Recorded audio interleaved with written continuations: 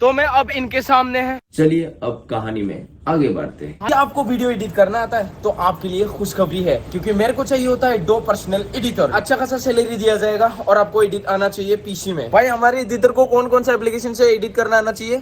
क्या मैं क्या मेरे को देगा अपना। हेलो लोगोफोर, गुड इभिनिं। नोंथांमोनाथ' दिनैनि भिडिअखौ टाइटेल थाम्बनेल आरो इन्ट्र' नायनानै एसेब्लाबो हमनानै मोनखाबाय।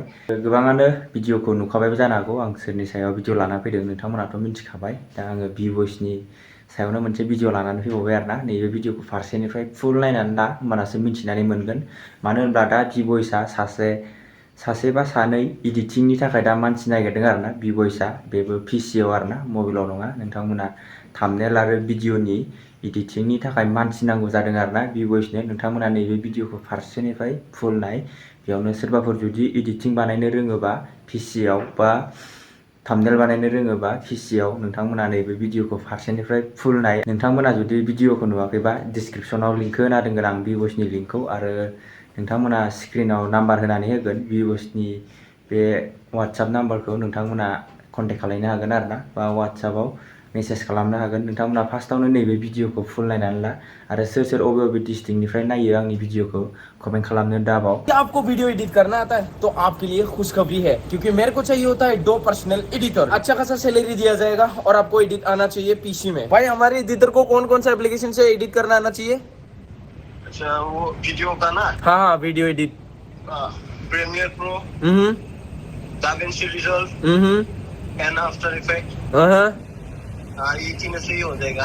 चल जाएगा। और हाँ, photo photo thumbnail thumbnail photo के लिए Photoshop, Lightroom and Illustrator. Okay. हाँ, तो आपको इन एप्लीकेशनों में आना चाहिए, और SFX VFX तो आपको बिल्कुल आना चाहिए। एंड हाँ, आपको इस नंबर पे ये वाला वीडियो डाउनलोड करके एडिट करके भेजना है। ये वीडियो 17 to 18 मिनट हो गया होगा, और ये 16 to 17 मिनट 10 मिनट से कम नहीं होना चाहिए, और 17 मिनट से ज्यादा नहीं होना चाहिए। मीम्स, SFX VFX आप इसमें डाल सकते हैं। आपके प्रोफाइल के साथ आप मुझे इस प्रॉपर एडिट वीडियो को गूगल ड्राइव करके भेज सकते हैं इस व्हाट्सएप नंबर में। एडिटिंग का सर्टिफिकेट नहीं है तो भी चलेगा, बस आपके पास स्किल की सर्टिफिकेट खुद के पास होना चाहिए।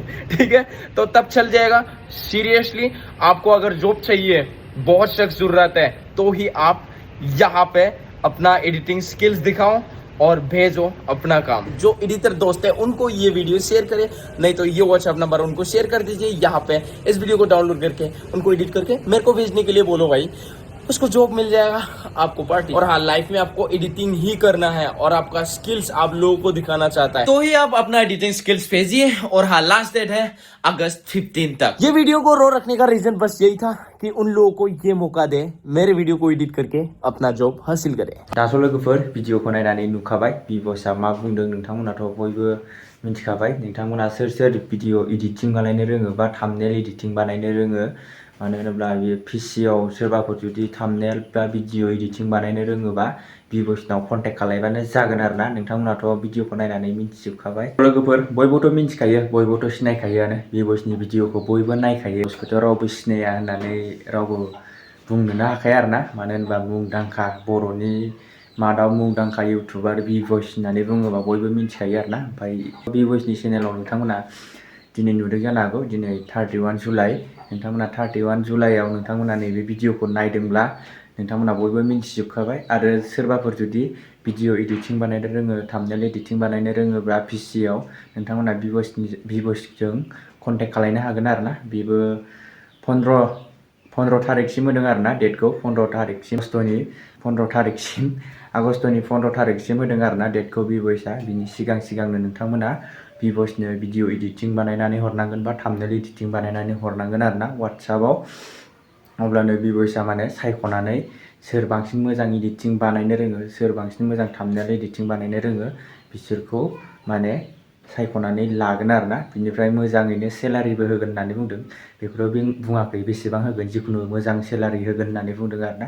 नोंथांमोना भिडिअखौ नुखाजोब्बाय बयबो, आरो सोरबाफोर रोङोबा थाबैनो कन्टेक्ट खालाम आरोना। लोगोफोर, नोंथांमोना जुदि सोरबाफोर भिडिअ एडिटिं बानायनो रोङोबाथ' होनखादों नालाय, आरो बेजों लोगोसे नैबे स्क्रिनाव भिडिअ सोलिबाय दंना बिबयसा दिनै भिडिअ मोनसे आपल'ड खालामदों नैबे भिडिअआ दा 16 मिनिटनि आरोना बे भिडिअआ बे भिडिअखौ नोंथांमोना इडिटिं खालायनानै 10 मिनिटनि बानायनानै हरनांगौ होननानै बुंदों आरोना इमेल खालामनांगौ सोर बांसिन मोजाङै इडिटिं खालायनो हायो बेखौ सायख'गोन आरोना बिबयसा नोंथांमोना सोर बांसिन इडिटिं बानायनो रोङो नोंथांमोना नैबे स्क्रिनाव सोलिबाय थानाय भिडिअखौ इडिटिं खालामनानै बिबयसनो इमेल खालायनानै हरबानो जागोन आरोना एसएमएसआव नोंथांमोना होमबा बे भिडिअखौथ' नायनानै बयबो मिन्थिखाबाय सोर सोर रोङो इडिटिं खालामनानै बिबयसनिसिम इमेल खालामनानै हरदो बिदिब्ला लोगोफोर दिनैनि आपडेटआ बेखिनियानोसै आरो सोरबाफोर जुदि चेनेलाव गोदानै फैदोंबा लाइक कमेन्ट शेयार आरो साबस्क्राइब खालामनानै होलांदो आरोना आरो जाय अबे डिस्ट्रिक्टनिफ्राय आंनि भिडिअखौ नायो आरो सोर आंनि भिडिअखौ नायनानै मोजां मोनो